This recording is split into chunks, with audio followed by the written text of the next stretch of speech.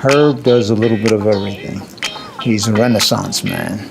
He is a journalist and a writer of very important historical, political books. And he's also a flute player. A lot of people don't know that about him, but he is a flute player. In today's society, you're not going to find a lot of people with such a stature that's approachable and that's willing to mentor the younger generation. He's written dozens of books. He's edited dozens of books. He's written hundreds of articles for not only the Amsterdam News, but for other newspapers around the country, for websites.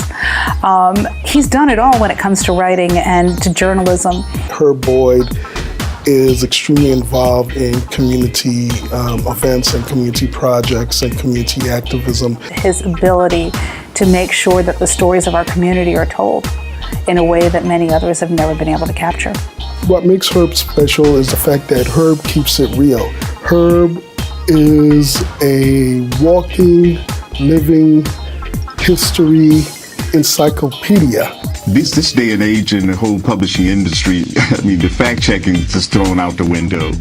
Younger people nowadays don't have as much of a sense of history. You can discover who James Baldwin is. I mean, I asked some of the younger people out there today, they've never heard of him. You know, kind of like a forgotten individual. He should not be forgotten. We have to talk about an African-American continuum. The fact that we were denied the right to vote in this country is just a historical memory. So therefore, lots of people don't even care about voting. Lots of people don't care about going to school. When the most courageous thing that an African-American parent could do was register to vote, or petition to send his or her child to school, or, God forbid, learn to read. Nowadays, we don't seem to value the sacrifices that people made to do that. That, I think, is something that people could learn from Herb Boyd and people like Herb Boyd.